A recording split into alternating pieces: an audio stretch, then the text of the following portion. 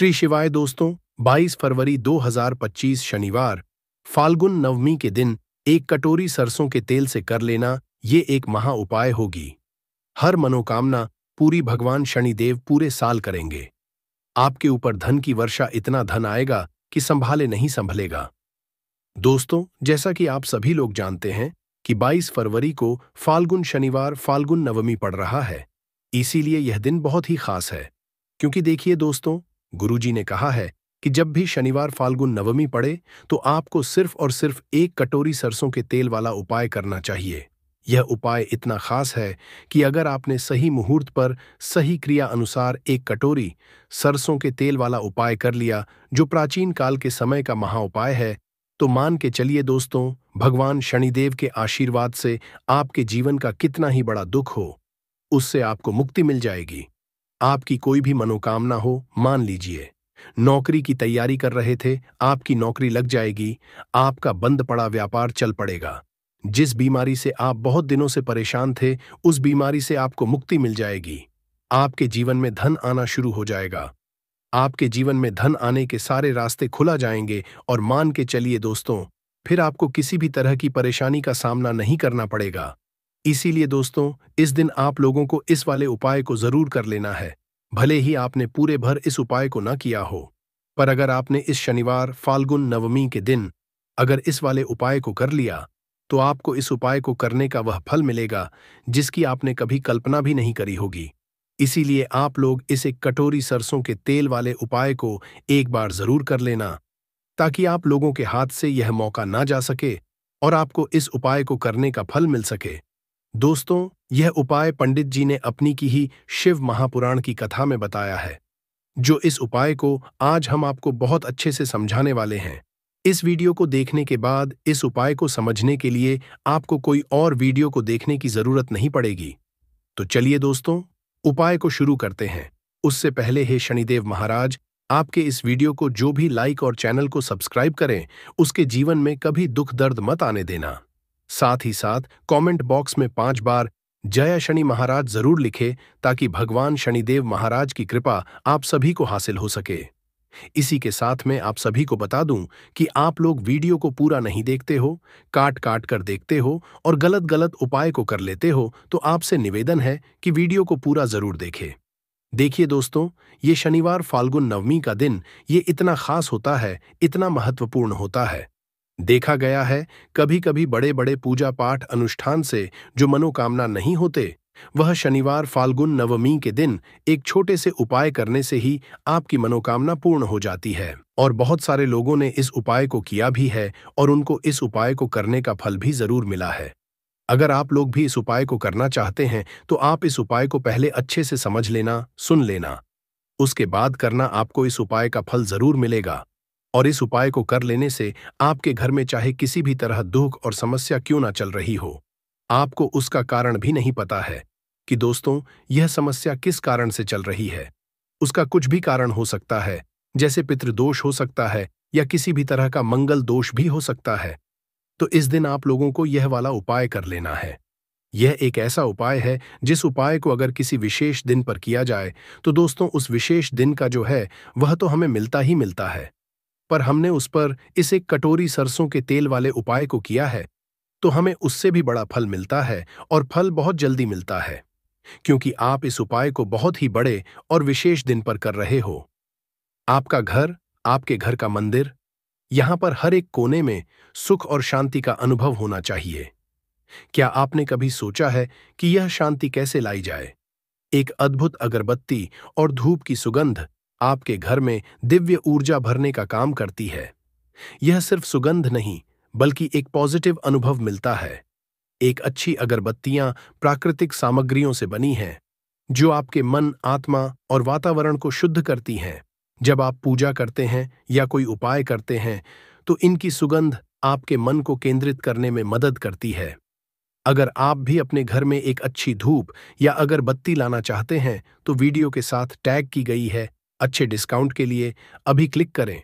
तो चलिए अब उपाय के बारे में बात करते हैं, परंतु उससे पहले आप लोगों को यह जानना आवश्यक है कि आखिर यह उपाय किस समय करना है, किसको करना है और कैसे करना है।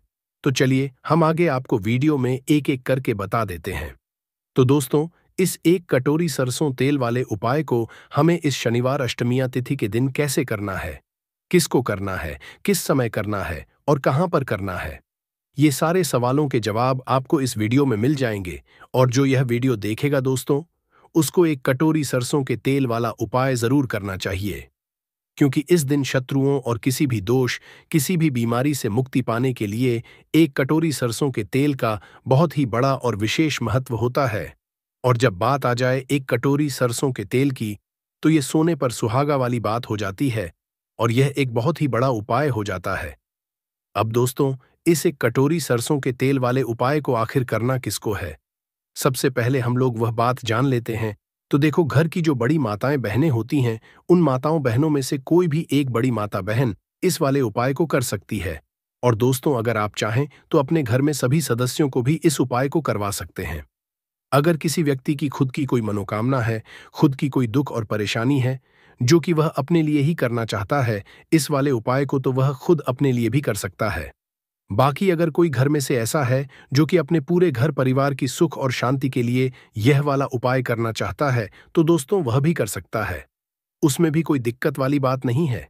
कहने का मतलब यह है कि इस उपाय को हर एक सदस्य भी कर सकता है और पूरे घर परिवार के सदस्य के लिए घर की बड़ी माताओं बहनों में से कोई एक माता बहन भी कर सकती है। माताएं बहनें अगर घर में उपस्थित ना हो या वह यह वाला उपाय ना कर पा रही हो, तो फिर घर का कोई बड़ा सदस्य भी इस एक कटोरी सरसों के तेल वाले उपाय को कर सकता है, चाहे फिर वह पुरुष ही क्यों ना हो। उसमें कोई भी दिक्कत वाली बात नहीं है। अब दोस्तों, एक कटोरी सरसों के तेल वाले उपाय को हमें करना कहां पर, देखो, इस उपाय को हमें मंदिर में ही करना है। बहुत सारे लोग प्रश्न करते हैं, हर एक उपाय को करते समय क्या हम इस उपाय को घर पर या मंदिर में कर सकते हैं? देखो, तो इस वाले उपाय को आप मंदिर पर करोगे तो अच्छा रहेगा, घर में नहीं करना है इस वाले उपाय को। उसके बाद में दोस्तों, जो अगला प्रश्न निकल कर आता है वह यह आता है इस उपाय को लेकर कि आखिर इस उपाय को हमें किस समय करना है, सुबह के समय करना है कि शाम के समय करना है। तो देखो, इस वाले को आप लोग सुबह के समय भी कर सकते हो और शाम के समय प्रदोष काल में भी कर सकते हो। अब अगर आप पूछो कि दोस्तों साहब, सबसे उत्तम समय कौन सा रहेगा इस एक कटोरी सरसों के तेल वाले उपाय को करने का, तो हम आपसे बस यही कहेंगे कि इस उपाय को आप शाम के समय करेंगे तो ज्यादा बेहतर होगा, क्योंकि शनिवार फाल्गुन नवमी का दिन है और इस दिन प्रदोष काल के बहुत महत्व होता है। बाकी अगर सुबह के समय भी करेंगे तो भी अच्छा होगा, उसमें कोई भी दिक्कत वाली बात नहीं है। तो दोस्तों, जो अगली सबसे बड़ी और महत्वपूर्ण बात आती है वह यह आती है कि सुबह अगर हम उपाय को करेंगे तो हमें कितने बजे से लेकर कितने बजे तक के बीच में करना है, और शाम के समय प्रदोष काल में करेंगे तो हमें कितने बजे से लेकर कितने बजे के बीच में करना है। तो देखो, सुबह जितनी जल्दी हो सके आप उपाय को करने की कोशिश करना। बाकी अगर किसी कारणवश लेट भी हो जाओ, थोड़ी देर भी हो जाए, तो देखो सुबह जितनी जल्दी हो सके आप उपाय को करने की कोशिश करना। बाकी अगर किसी कारणवश लेट भी हो जाओ, थोड़ी देर भी हो जाए, तो 10 या 11 बजे तक भी आप उपाय कर लेना, पर 12 बजे से ज्यादा देरी ना हो, ठीक है? इस बात का ध्यान रखना। उसके बाद में दोस्तों, अगर शाम के समय प्रदोष काल की बात करें, प्रदोष काल का जो समय है होता है वह शाम के 6 बजे से शुरू हो जाता है। मतलब शाम के 6 बजे से लेकर 7 बजे के बीच का जो समय होता है, ये समय प्रदोष काल का समय होता है। इस उपाय को 7 बजे या 8 बजे के बीच में भी कर सकते हो। मतलब शाम के 6 बजे से रात 8 बजे के बीच में आप कभी भी इस वाले को कर सकते हो, उसमें कोई भी दिक्कत वाली बात नहीं है। परंतु 22 फरवरी शनिवार अष्टमिया तिथि कोशिश करना कि समय के अंतर्गत ही कर लो। किसी कारणवश ना कर पाओ तो थोड़ा देरी से भी कर सकते हो। अगर आपके जीवन में निर्धनता और गरीबी लगातार बढ़ रही है, हमेशा आप अपने जीवन में पैसों के लिए परेशान रहते हैं, तो आप शनिवार के दिन सरसों के तेल में एक लौंग डालकर बहुत ही छोटा सा उपाय करना है। रातों रात आपकी दूर हो जाएगी और शनिदेव के आशीर्वाद से आपको कभी भी अपने जीवन में निर्धनता और गरीबी का सामना नहीं करना पड़ेगा। तो देखिए, हमेशा की तरह आज की वीडियो बहुत ही खास है, क्योंकि आज की वीडियो विशेषकर शनिवार की है और शनिवार का जो दिन है यह है न्याय के देवता यानी कि शनिदेव का। और साल कौन सा चल रहा है? 2025। और यह साल किसका है? शनिदेव का। और शनिदेव को अगर इस साल में प्रसन्न कर लिया तो वाली पीढ़ियां भी सुख भोगेंगी। साथ अगर शनि से जुड़े कष्ट आपको परेशान करते हैं, शनि की पीड़ाएं आपको परेशान करती है, शनि की कोई भी महादशा है, आपको पता है, तब भी आपको नहीं पता है, तब भी देखिए, बहुत बार हमें पता होता है कि हमारी कुंडली में शनि की साढ़े साती चल रही है, शनि ढैया चल रही है, शनि की ये महादशा चल रही है, परंतु बहुत सारे लोग ऐसे भी हैं जिनको नहीं पता है कि शनि की साढ़े साती है, शनि ढैया है या कोई वास्तु दोष है, नजर दोष है। अगर आपको कुछ भी पता, तब भी आपको ये उपाय करना है शनिवार के दिन, क्योंकि अगर आप इस उपाय को शनिवार के दिन करते हैं तो शनिदेव का आशीर्वाद आपको मिलता ही मिलता है। और उनका आशीर्वाद मिलने का मतलब ही है कि जीवन में आपको सब कुछ मिलता है, जो भी आपको चाहिए। आज आपकी विश है, आज आपकी मनोकामना है कि मुझे अपने जीवन में यह चीज खरीदनी है, मेरा यह सपना है, मुझे यह लेना है, नहीं ले पाते हैं। बहुत सारे कारण हैं कि बहुत बार हम सोचते तो बहुत कुछ है, परंतु हम वो कर नहीं पाते। है अपने जीवन में कभी हमारे पास पैसे की कमी होती है, कभी हमारे पास समय ऐसा नहीं होता है कि हम उस चीज को ले पाए।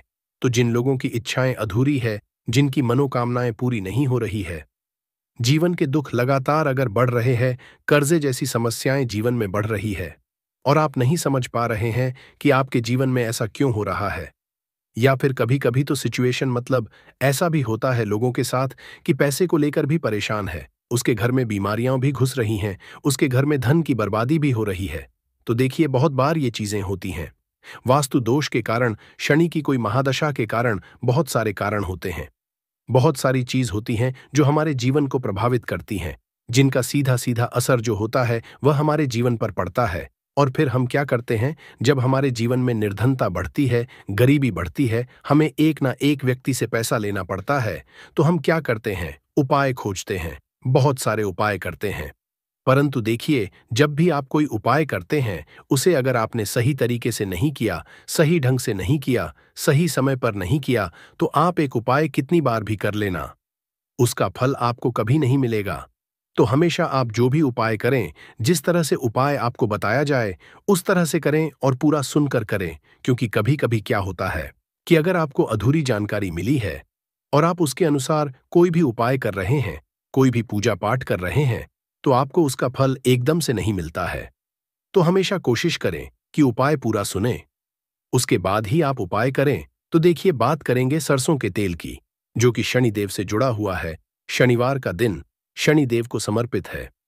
सरसों का तेल जब भी आप शनिवार के दिन लेते हैं और उससे कोई भी उपाय करते हैं, तो शनि की कृपा को मिलती ही मिलती है, और उनकी कृपा से आपके जीवन की निर्धनता तो दूर होती ही है।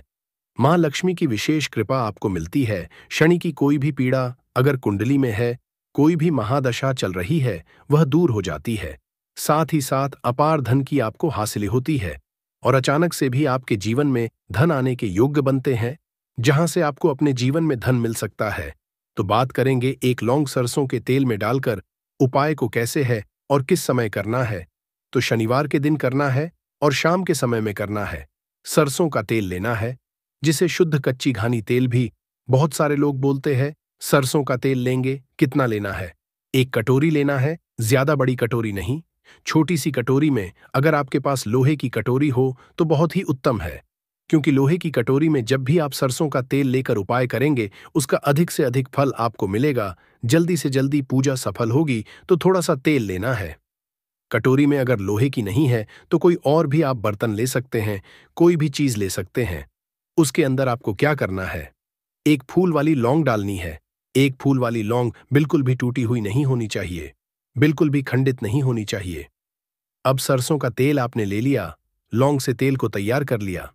अब आपको क्या करना है, एक दीपक तैयार करना है। कौन सा दीपक, सरसों के तेल का। इस दीपक के अंदर आपको बिल्कुल जरा सा चुटकी भर काले तेल डालना है। अब ये दोनों चीजें, एक दीपक जो आपने सरसों के तेल से तैयार करा है, चुटकी भर काले तेल डाला है, और एक वह कटोरी जिसके अंदर आपने सरसों का तेल डाला है और एक फूल वाली लौंग डाली है। दोनों चीजें लेकर आपको जाना है शनिदेव के मंदिर में। अब जिनके घर के आसपास शनिदेव का मंदिर नहीं है, वो क्या करेंगे, तो देखिए, उनके लिए भी उपाय बताएंगे क्या करना है। परंतु आप उपाय सुने तो आपको क्या करना है, शनिदेव के मंदिर में जाना है और शनिदेव को सबसे पहले ये तेल अर्पित करना है, और फिर आप दीपक जलाएंगे डायरेक्टली। सीधे सीधे आपको शनिदेव के सामने नहीं खड़ा होना है, थोड़ा सा साइड में खड़े होंगे, लेफ्ट या राइट, सीधे हाथ पर या उल्टे किधर भी आप खड़े हो जाए। कोशिश करें उल्टे हाथ पर खड़े हो तो वहां खड़े होकर आपको तेल अर्पित करना है, दीपक जलाना है और शनिदेव के चरणों में देखते हुए उनकी आंखों में आपको नहीं देखना है। ठीक है, उनके चरणों में देखते हुए आपसे कहना है कि हे शनिदेव, अगर मुझसे कोई भी भूल चूक हुई हो, मुझे नहीं पता मेरे जीवन के दुख क्यों बढ़ रहे हैं, मेरे जीवन में कर्जे जैसी ऐसी समस्याएं क्यों बढ़ रही है, मैं अपने जीवन में इतना परेशान क्यों हूं, मुझे कुछ भी नहीं पता, परंतु मुझे इतना पता है कि आपकी कृपा होगी तो मेरे जीवन के जो दुख है, जो कष्ट है, इन्हें दूर होने में समय नहीं लगेगा। और आपकी कृपा जिस पर होती है, भला ऐसी कौन सी वस्तु है, ऐसी कौन सी चीज, ऐसी कौन सी मनोकामना है जिसे आप पूरा ना करें। तो मुझे पूर्ण विश्वास है कि आप मेरी जो दशा है, आज मैं जो इतना दुखी हूं, इसे आप समझेंगे और मेरे कष्टों को आप दूर करेंगे। और अगर मुझसे कोई भी भूल चूक हो गई हो, जाने अनजाने, उसके लिए मुझे क्षमा कर दे। तो पूरी सच्ची श्रद्धा के साथ आपको शनिदेव से पहले क्षमा याचना करनी है, क्योंकि वो जो क्या है वो हमारे न्याय के देवता है, उनसे क्षमा याचना करनी है, उन्हें तेल अर्पित करना है। एक जो दीपक लेकर के गए थे वो आपको जलाना है। देखिए, जब भी आप सरसों के तेल का दीपक जलाते हैं चुटकी भर काले तेल डालकर, तो यह उपाय और भी स्ट्रांग, बहुत उत्तम हो जाता है, क्योंकि सरसों का तेल उनको बहुत प्रिय है। सबसे ज्यादा प्रिय सरसों का तेल है शनिदेव को, और काले तिल भी उनको बहुत प्रिय है। काली उड़द की दाल हो गई, जितनी भी काले रंग की वस्तु होती है ये शनिदेव को बहुत प्रिय होती है। तो काले तिल से भी शनि बहुत जल्दी प्रसन्न होते हैं। तो यहाँ पर आपको डबल डबल आशीर्वाद मिल जाता है शनिदेव का, क्योंकि एक तो उन्हें तेल अर्पित किया है, लौंग वाला एक फूल वाली लौंग डालकर उस पर भी आपने दीपक जलाया है तिल के तेल का। तो शनिदेव की ऐसी कृपा आपको मिलती है कि आपके जीवन के जितने भी दुख होते हैं ना, उन्हें दूर होने में ज्यादा समय नहीं लगता है। शनिदेव की महिमा ऐसी है कि जो व्यक्ति शनिदेव की कृपा पा लेता है, वह खुद देखता है कि रातों रात उसकी निर्धनता, गरीबी दूर हो जाती है, और वह व्यक्ति जीवन में धन को हासिल करता है। तो बहुत ही उत्तम उपाय है। शनिवार का यह एक उपाय आपको जरूर करना चाहिए, शाम के समय करना है यह उपाय, कम से कम यह उपाय आपको 3 शनिवार करना है। दोस्तों, इतना भर करने से आपके जीवन की सारी दुख परेशानियां दूर हो जाएंगी। तो चलिए अब हम अपने अगले और सबसे महत्वपूर्ण उपाय के बारे में जान लेते हैं। तो अगला उपाय है जो आपको शनिवार के दिन करना है, वो है 5 काली मिर्च का उपाय। सबसे पहले उपाय के बारे में, इस उपाय के लिए सबसे पहले जरूरत पड़ेगी 5 काली मिर्च के दाने। 5 काली मिर्च के दाने शनिवार की रात सोने से पहले चुपचाप फेंक देना। यहाँ पर 5 काली मिर्च के दाने जीवन की हर कष्ट से मिल जाएगी। आपको मुक्ति भगवान शनिदेव जी के आशीर्वाद से पूरे जीवन काल होती रहेगी। धन की वर्षा और दोस्तों, बड़े से बड़े दुश्मन से भी मिल जाएगा आपको छुटकारा। दोस्तों, आज की वीडियो बहुत ही खास है, क्योंकि काली मिर्च के दाने अपने घर में जलाकर आप अपने घर से नजर दोष को भी दूर कर देंगे। साथ ही साथ अगर आपका कोई भी गुप्त शत्रु है, या फिर आपके घर में धन की कमी बहुत ज्यादा है, घर में पैसा रुकता नहीं है, नजर दोस्त लोगों को बहुत लगती है, घर में हमेशा ही जितने सदस्य हैं, कभी किसी की तबीयत खराब है, कभी कोई बीमार पड़ा रहता है, और आपके घर में पैसों की बर्बादी अगर बहुत ज्यादा हो रही है, तो शनिवार के दिन काली मिर्च के साथ दाने घर में जला देने से आप अपने जीवन के सारे दुखों से हमेशा के लिए छुटकारा पा लें ही, साथ आपका बड़े से बड़ा दुश्मन भी घुटने टेक देगा। अगर यह उपाय आपने शनिवार के दिन कर लिया, अब देखिए, अगर आपका जीवन भी हमेशा परेशानियों से भरा रहता है, तो ऐसे में आपको काली मिर्च के उपाय जरूर करने चाहिए, क्योंकि काली मिर्च के उपाय जो होते हैं, सबसे पहले तो यह तुरंत अपना असर दिखाते हैं। दूसरी चीज, आपके गुप्त शत्रुओं से भी आपको छुटकारा दिलाते हैं, और कभी भी आपको नजर दोष परेशान नहीं करती है। तो चलिए सबसे पहले बात कर लेते हैं, काली मिर्च के दाने आपको अपने घर में किस जगह पर जलाना है, और इस छोटे से उपाय को करके कैसे आप अपने जीवन में बड़े से बड़े दुश्मन से छुटकारा पालेंगे, और आपके गुप्त शत्रु भी आपका कुछ बिगाड़ नहीं पाएंगे। तो देखिए, बहुत सारे लोग हैं जो यह चीज जानते हैं कि जब व्यक्ति को नजर लग जाए तो उसके पैसे को भी कहीं ना कहीं नजर लग जाती है, उसके घर की सुख शांति को, सुख समृद्धि को भी नजर लग जाती है। अब अपने से हमेशा आपको सबसे पहले नजर दूर करना है। ऐसा समझ लीजिए जैसे ही नज़र दोष आप दूर करेंगे, आपके जो गुप्त शत्रु है, उनकी नज़र का जो प्रभाव होता है, वह तुरंत खत्म हो जाता है और फिर आपको अपने जीवन के कष्टों से भी छुटकारा मिल जाता है। आपको क्या करना है, 4 यहाँ पर काली मिर्च लेनी है। इसके छोटे-छोटे 4 दाने लेंगे, एक भी दाना टूटा हुआ ना हो, यह चीज़ आपको ध्यान रखनी है। एक कपूर का टुकड़ा लेना है। अब ये 4 काली मिर्च के दाने आपको अपने घर में किसी भी कोने में रखकर जला देना है। कमरा है, कोई भी कमरा आप चुन लें। उस कमरे में जाइए, उस कमरे के एक कोने में ये 4 काली मिर्च के दाने कपूर के साथ जला दें और फिर आपको इसकी राख को जलाने के बाद इसकी राख को अपने घर के बाहर फेंक देना है। देखिए, जैसे ही काली मिर्च के दाने कपूर के साथ आप जलाएंगे, आपके जीवन में एक चमत्कार होगा। आप देखेंगे कि आपके घर में जो अचानक से दो खा रहे थे, जो धन को लेकर परेशान थे, जो पैसा नहीं आ रहा था, या घर बीमारियां बढ़ रही थीं, या कोई ऐसा व्यक्ति आपके घर में था जो हमेशा बीमार है, चिड़चिड़ा स्वभाव है, उसका हमेशा क्लेश घर में रह रहा है, ना तो ये चीजें आपके घर से दूर हो जाती हैं और नजर दोष अगर किसी को लगी है तो वह भी दूर होगी। और दूसरी चीज, आपके गुप्त शत्रु आपका कुछ बिगाड़ नहीं पाते हैं जब कपूर के साथ काली मिर्च के साथ दाने आप अपने घर में जलाते हैं।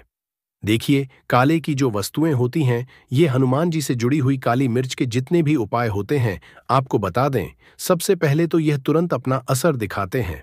बहुत जल्दी यह उपाय सफल होते हैं। दूसरी चीज, आपके घर में कभी भी नकारात्मक ऊर्जा नहीं ठहराती है।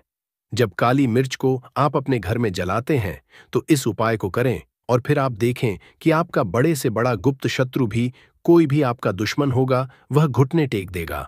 इस उपाय को करते ही उनकी कितनी भी बुरी नजर क्यों ना हो, उसका आपके ऊपर, आपके घर के ऊपर, आपके पैसे के ऊपर कोई असर नहीं, क्योंकि यहां पर सीधे सीधे आपको शनिदेव का आशीर्वाद मिलेगा।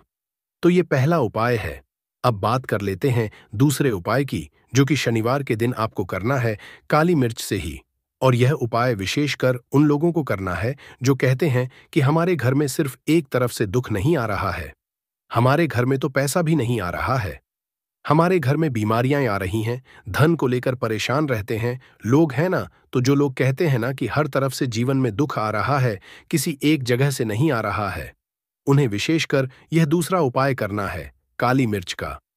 देखिए, अगर आपके जीवन में दुख बहुत बढ़ गए हैं, कष्ट बहुत बढ़ गए हैं, पैसे को लेकर भी आप परेशान हैं, धन आपके पास आता नहीं है, तिजोरी में धन नहीं रुकता है, तो काली मिर्च का यह दूसरा उपाय शनिवार के दिन कर लें। करना क्या है, 5 काली मिर्च के दाने लेने हैं। अब आपके घर में जो व्यक्ति बहुत ज्यादा परेशान रहता है, कोशिश करें कि वह व्यक्ति इस उपाय को कर ले तो ज्यादा उत्तम है। अगर वह नहीं कर पा रहा है तो उसकी जगह आप भी कर सकते हैं। आपको क्या, जो व्यक्ति बहुत बीमार है या जिस व्यक्ति के पास आपके घर में पैसा नहीं है, उस व्यक्ति के ऊपर से 5 काली मिर्च के दाने आपको 7 बार उतारने हैं। उतारने कैसे है, आपको क्लॉकवाइज नहीं उतारना है, जैसे घड़ी की सुई घूमती उस दिशा में नहीं उतारना है। घड़ी की सुई को आप उल्टा कर दीजिए, जैसे कि घड़ी की सुई उल्टी घूमे है, उस तरीके से 7 बार एंटी क्लॉकवाइज आपको उतारना है। और फिर ये 5 काली मिर्च के दाने आपको ले जाने हैं। चौराहे पर, कोई भी चौराहा से बोलते हैं, जहां 4 दिशाएं होती हैं, 4 रास्ते बने होते हैं, वहां आप जाएं और 4 दिशा में आपको एक एक दाना काली मिर्च का फेंक देना है और काली मिर्च का जो 5वां दाना है, उसे ऊपर आसमान की तरफ आपको देखते हुए हवा में उछाल देना है। ठीक है ना। इतना करने के बाद आपको अपने घर पर चले आना है। किसी से भी आपको रास्ते में बात नहीं करनी है, मुड़कर पीछे पलटकर तो बिल्कुल भी आपको नहीं देखना है। और कोशिश करें, यह उपाय आप करें तो शाम के समय में करें, है या उस टाइम पर करें जब ज्यादा लोगों का आना जाना आपके घर के आसपास ना हो। दूसरी चीज, किसी को भी इस उपाय के बारे में आपको पता नहीं है। घर के मंदिर में से ये 3 चीजें हटाई नहीं है। और कुछ ऐसे भी लोग जो घर का मंदिर को अपने बेडरूम में ही बना रखा है। ऐसे में कई पति पत्नी ऐसे हैं कि बेडरूम में ही अपने घर का मंदिर, रूम में ही एक साथ पति पत्नी सोते हैं। कहने का मतलब ये है कि जिस कमरे में पति पत्नी एक साथ रहते हैं, एक साथ सोते हैं, एक साथ खाते हैं और दोस्तों एक साथ रात में संबंध बनाते हैं, और जरा सोच कर देखिए, आपके बेडरूम में भगवान जी का मंदिर है और आप भगवान जी के मंदिर के सामने ही सबक बनाना शुरू कर देते हो। और भगवान जी के मंदिर के सामने इस तरह की हरकत करना बहुत गलत है। हम हाथ जोड़कर आपसे बोल रहे हैं कि कभी भी अपने बेडरूम में हो सके तो मंदिर नहीं बनाए।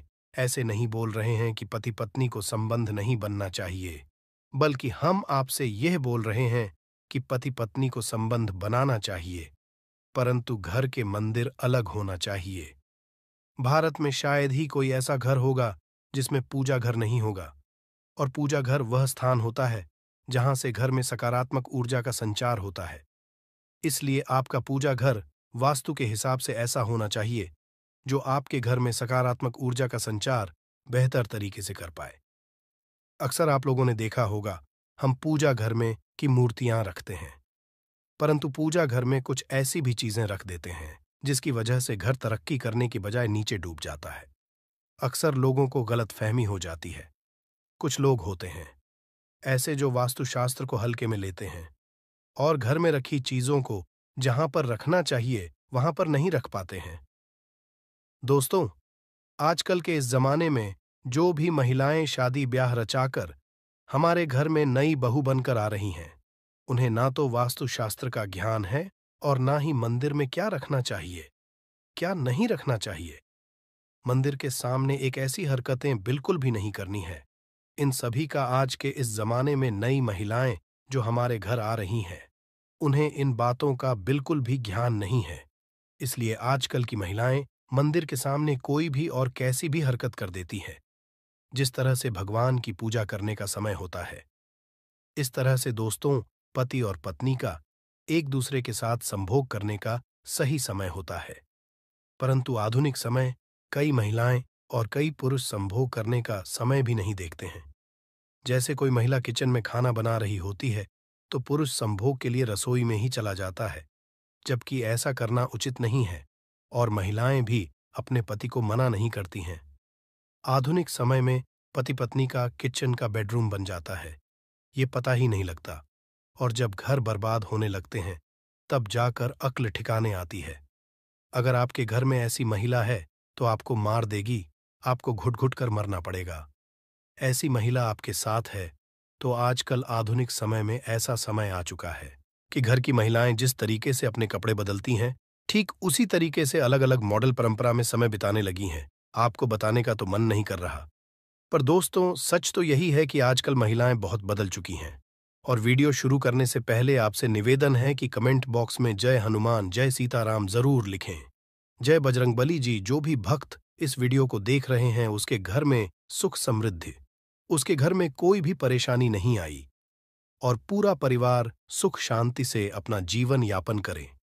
अगर तुम में से कोई जय बजरंगबली जी को मानता है, तो अगर सच में ही भक्त है तो आप इस वीडियो को लाइक कर नीचे कमेंट बॉक्स में एक बार जय जय बजरंगबली लिख देना।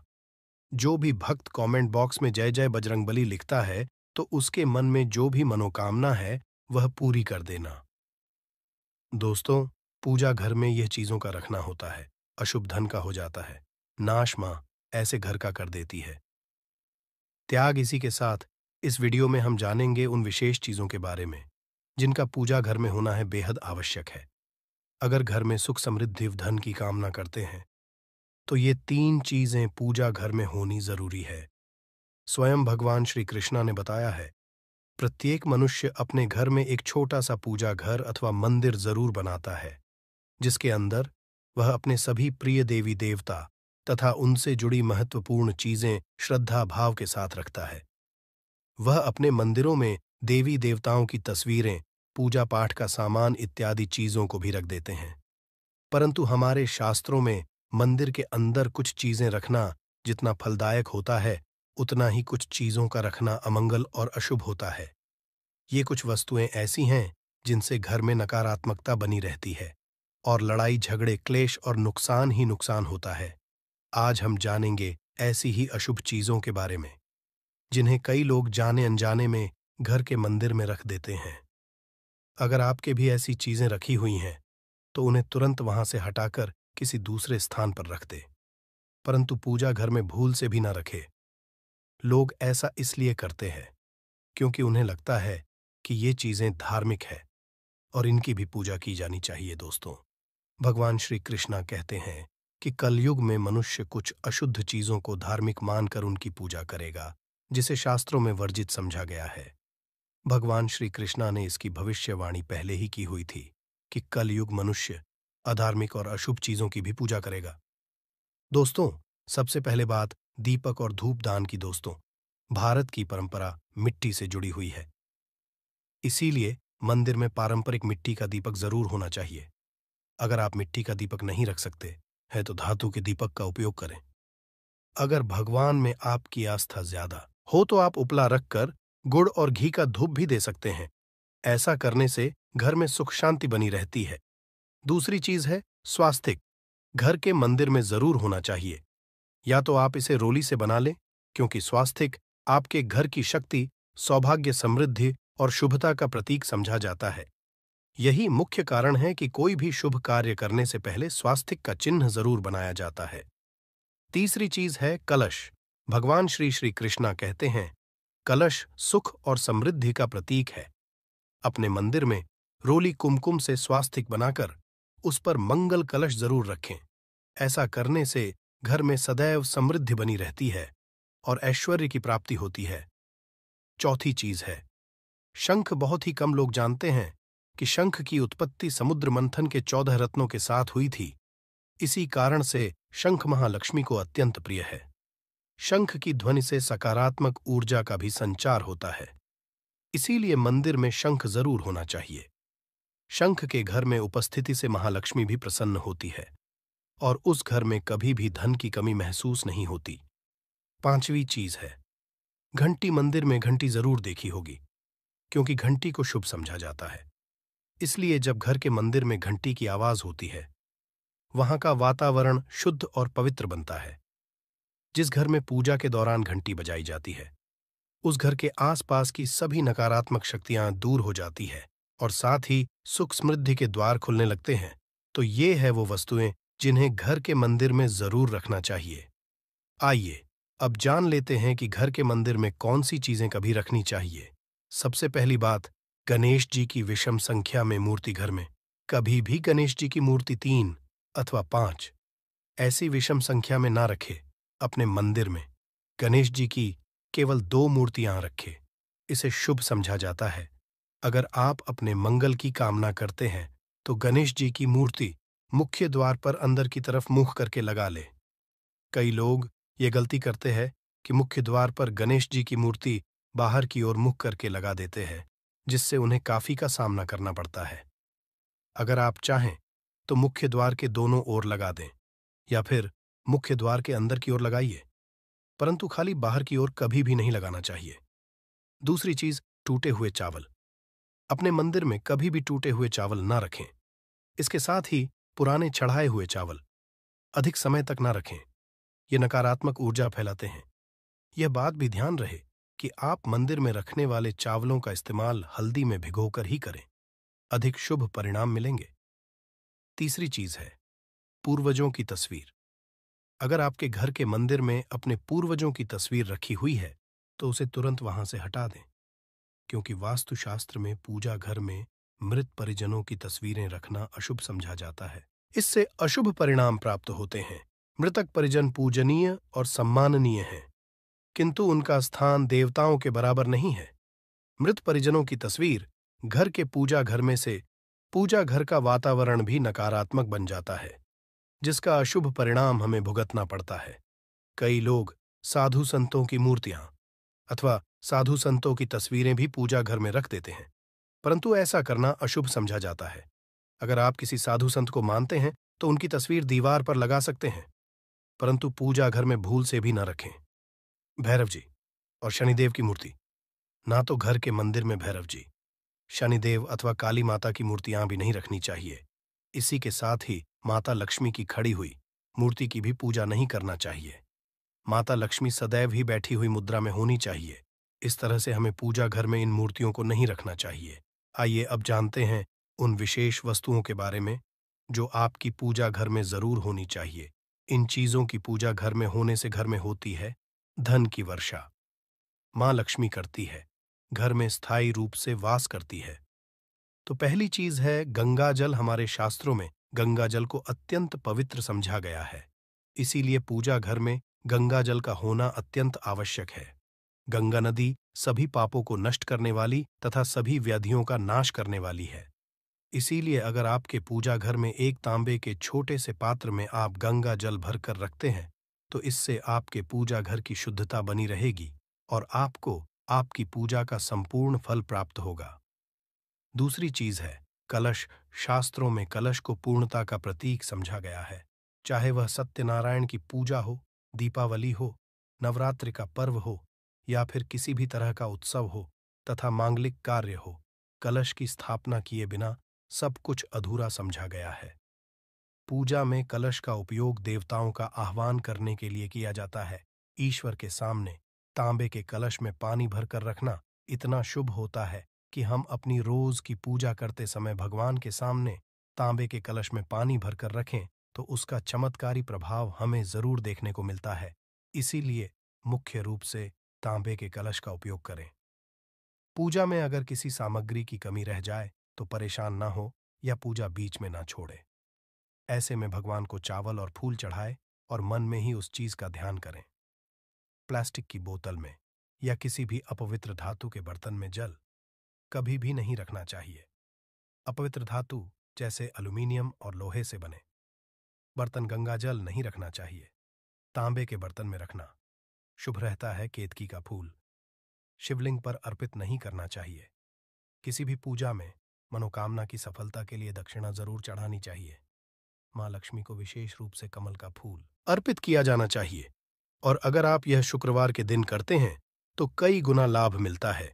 इस फूल को 5 दिनों तक जल छिड़क कर पुनः चढ़ा सकते हैं। हमेशा इस बात ध्यान रखें कि कभी भी दीपक से दीपक नहीं जलाना चाहिए। शास्त्रों के अनुसार जो मानव दीपक से दीपक जलाते हैं वह रोगी होते हैं। घर के मंदिर में सुबह और शाम को दीपक जरूर लगाए। एक दीपक घी का और एक दीपक तेल का जलाना चाहिए। पूजा में दीपक सही जगह रखना चाहिए। घी का दीपक हमेशा दाईं तरफ, तेल का दीपक हमेशा बाईं तरफ रखे। जलपात्र लेकर धूपदान जैसी चीजें हमेशा बाएं तरफ रखनी चाहिए। घर पर पूजा समय खड़े होकर पूजा ना करें और ना ही सीधे जमीन पर बैठकर पूजा करें। पूजा करने से पहले हमेशा आसन बिछाए और आसन में बैठकर ही पूजा करें।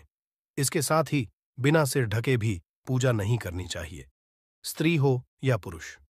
पूजा करते समय हमेशा सिर को दुपट्टे या फिर रूमाल से ढकना चाहिए। किसी भी भगवान के पूजन में उनका आवाहन करना, ध्यान करना, आसन देना, स्नान करवाना, धूप दीप जलाना, अक्षत चावल, कुंभ, चंदन, पुष्प, कोई प्रसाद आदि अनिवार्य रूप से होना चाहिए। पूजन में पान का पत्ता भी रखना चाहिए। ध्यान रखें, पान के पत्ते के साथ इलायची, लौंग, गुलकंद आदि भी चढ़ाना चाहिए। पूरा दोस्तों, देवी देवताओं को हार, फूल, पत्तियां आदि अर्पित करने से पहले एक बार साफ पानी से जरूर धो लेना चाहिए। सभी तरह की पूजा में चावल विशेष रूप से चढ़ाए जाते हैं। पूजन के लिए ऐसे चावल का उपयोग करना चाहिए जो हो यानी टूटे हुए ना हो। चावल चढ़ाने से पहले इन्हें हल्दी से पीला करना बहुत शुभ समझा गया है। इसके लिए थोड़े से पानी में हल्दी घोल लें और उस घोल में चावल को डुबोकर पीला किया जा सकता है। पूजन करते समय इस बात का विशेष ध्यान रखें कि पूजा के बीच में दीपक बुझाना नहीं चाहिए। ऐसा होने पर पूजा का पूर्ण फल प्राप्त नहीं हो पाता है। भगवान विष्णु को प्रसन्न करने के लिए पीले रंग का रेशमी कपड़ा चढ़ाना चाहिए। माता सूर्यदेव और श्री गणेश को प्रसन्न करने के लिए लाल रंग का, भगवान शिव को प्रसन्न करने के लिए सफेद वस्त्र अर्पित करना चाहिए। किसी भी तरह के पूजन में कुलदेवता, कुलदेवी, घर के वास्तु देवता, ग्राम देवता आदि का ध्यान करना भी आवश्यक है। इन सभी का पूजन भी करना चाहिए। पूजन में हम जिस आसन पर बैठते हैं उसे पैरों से इधर उधर खिसकाना नहीं चाहिए। आसन को हाथों से ही खिसकाना चाहिए। यदि आप प्रतिदिन भी एक दीपक भी घर में जलाएंगे तो घर के कई वास्तु दोष भी दूर हो जाएंगे। सूर्य, गणेश, दुर्गा, शिव और विष्णु यह पंचदेव कहलाते हैं। इनकी पूजा सभी कार्यों में अनिवार्य रूप से की जानी चाहिए। प्रतिदिन पूजन करते समय इन पंचदेव का ध्यान करना चाहिए। इससे लक्ष्मी कृपा और समृद्धि प्राप्त होती है। तुलसी के पत्तों को अर्पित किया जाना चाहिए और अगर आप यह शुक्रवार के दिन करते हैं तो कई गुना लाभ मिलता है। इस फूल को 5 दिनों तक जल छिड़क कर पुनः चढ़ा सकते हैं। हमेशा इस बात ध्यान रखे कि कभी भी दीपक से दीपक नहीं जलाना चाहिए। शास्त्रों के अनुसार जो मानव दीपक से दीपक जलाते हैं वह रोगी होते हैं। घर के मंदिर में सुबह और शाम को दीपक जरूर लगाए। एक दीपक घी का और एक दीपक तेल का जलाना चाहिए। पूजा में दीपक सही जगह रखना चाहिए।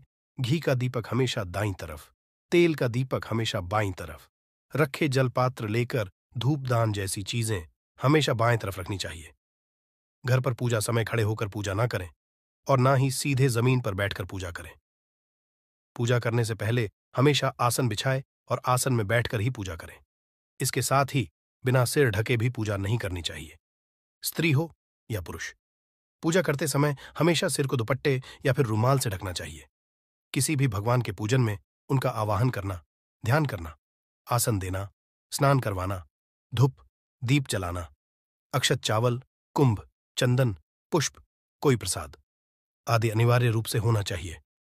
पूजन में पान का पत्ता भी रखना चाहिए। ध्यान रखें, पान के पत्ते के साथ इलायची, लौंग, गुलकंद आदि भी चढ़ाना चाहिए। पूरा दोस्तों, देवी देवताओं को हार, फूल, पत्तियां आदि अर्पित करने से पहले एक बार साफ पानी से जरूर धो लेना चाहिए। सभी तरह की पूजा में चावल विशेष रूप से चढ़ाए जाते हैं। पूजन के लिए ऐसे चावल का उपयोग करना चाहिए जो हो, यानी टूटे हुए ना हो। चावल चढ़ाने से पहले इन्हें हल्दी से पीला करना बहुत शुभ समझा गया है। इसके लिए थोड़े से पानी में हल्दी घोल लें और उस घोल में चावल को डुबोकर पीला किया जा सकता है। पूजन करते समय इस बात का विशेष ध्यान रखें कि पूजा के बीच में दीपक भूजना नहीं चाहिए। ऐसा होने पर पूजा का पूर्ण फल प्राप्त नहीं हो पाता है। भगवान विष्णु को प्रसन्न करने के लिए पीले रंग का रेशमी कपड़ा चढ़ाना चाहिए। माता सूर्यदेव और श्री गणेश को प्रसन्न करने के लिए लाल रंग का, भगवान शिव को प्रसन्न करने के लिए सफेद वस्त्र अर्पित करना चाहिए। किसी भी तरह के पूजन में कुलदेवता, कुलदेवी, घर के वास्तु देवता, ग्राम देवता आदि का ध्यान करना भी आवश्यक है। इन सभी का पूजन भी करना चाहिए। पूजन में हम जिस आसन पर बैठते हैं उसे पैरों से इधर उधर खिसकाना नहीं चाहिए। आसन को हाथों से ही खिसकाना चाहिए। यदि आप प्रतिदिन भी एक दीपक भी घर में जलाएंगे तो घर के कई वास्तु दोष भी दूर हो जाएंगे। सूर्य, गणेश, दुर्गा, शिव और विष्णु यह पंचदेव कहलाते हैं। इनकी पूजा सभी कार्यों में अनिवार्य रूप से की जानी चाहिए। प्रतिदिन पूजन करते समय इन पंचदेव का ध्यान करना चाहिए। इससे लक्ष्मी कृपा और समृद्धि प्राप्त होती है। तुलसी के पत्तों को, यदि आपने शुद्ध घी का दीपक जलाया है तो उसे बाईं ओर रखें। तेल के दीपक को दाईं ओर रखें। पूजा के बाद भगवान को भोग जरूर लगाना चाहिए।